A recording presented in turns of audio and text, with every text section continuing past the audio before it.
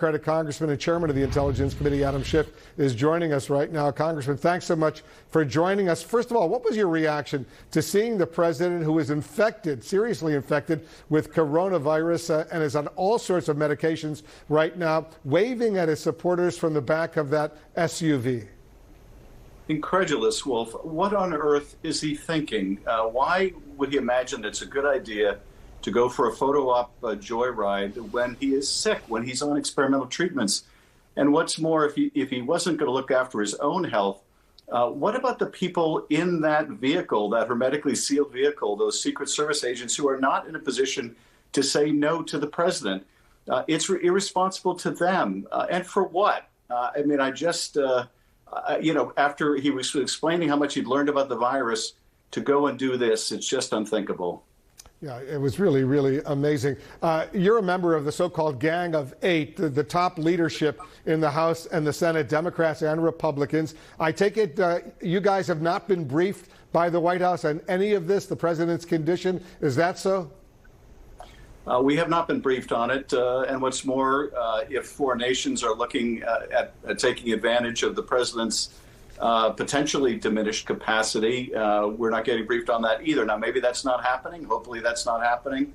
But I would hope the administration would keep us in the loop. Although I have to say, well, the experience of the last several months where they have withheld or tried to muddy the waters in terms of the intelligence isn't encouraging in terms of their transparency. Yeah, I'm surprised that the Speaker of the House hasn't been briefed yet either. Is that right? Well, I don't know. I haven't spoken to the Speaker about it, but I think as of this morning, that's what she was saying. And the problem, Wolf, is if you had a responsible president who had a diminished capacity because he was taking serious medications, that president would be weighing what's in the best interest of the country. Is it in the best interest now for me to transfer authority to the vice president until I'm through this treatment? But we don't have that kind of president. He's only ever looked out for himself. Which means that we could be potentially at risk if the president's condition were to deteriorate or the drugs were impairing him. And sadly, given the performance of his doctors in terms of being transparent with the public, it's hard to accept what we hear from the medical staff. And certainly you can't rely on what you hear from the White House staff. Let me play a little clip of what the president posted, about a minute-long video on Twitter a couple hours or so ago. And in that video, he said this. And let me play it for you, Congressman. A very interesting journey. I learned a lot about COVID. I learned it by really going to school. This is the real school. This isn't the let's read the book school. And I get it, and I understand it. And it's a very interesting thing, and I'm going to be letting you know about it. So he's 7 months, 8 months into this this pandemic. He now says, I learned a lot about COVID. What did you think when you heard that? Well, he's had experts. He's had access to the very best experts in the world. They've met with him. They've talked with him. He has been told over and over again the importance of wearing a mask and socially distancing. He's been told when Clorox was not a legitimate treatment. He's been told not to push hydroxychloroquine. He doesn't listen to the experts.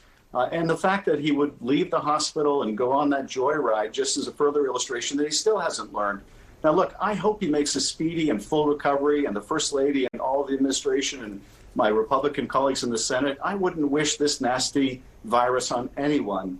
But the hope that he will learn from this experience when he demonstrates yet again by going on this joyride that he hasn't, it's an illusory hope at this point. Yeah, we all hope he and everyone else who have gotten COVID over the past few days make a speedy recovery. The timeline of the president's illness, though, Congressman, is still unclear. What questions would you like to be answered at this point? Well, I'd like to know when he got tested, when he knew he was negative, when he first suspected he was negative. What steps did he take to protect his own health? What steps did he take to protect the health of other people around him? Did he knowingly go off to meet with supporters, knowing that he might be infectious because he'd been in contact with others who had been? Why, if he was on Fox and already had one positive test, did he not discuss that? I think there are so many unanswered questions, and because contact tracing is so important to the health of other people around him, and a lot of those other people are also important government officials. We need the truth from the president. We need the truth from the White House. And that has always been in short supply. Do you have any information, and you're the chairman of the Intelligence Committee, that other nations, adversaries specifically, whether Russia or China, Iran, North Korea, might be plotting to take advantage of the uncertainty, what's going on in Washington right now? Wolf, I have not been briefed on that. I would hope that if there is evidence of that kind, that the Gang of Eight would be immediately briefed on it. Can I be confident of it if it contradicts the president's preferred narrative? That he's got things under control. I really can't be confident of that, not with Director Ratcliffe, who has shown too many times his willingness to bend to political pressure. So I would hope so, but I don't know that I can count on it.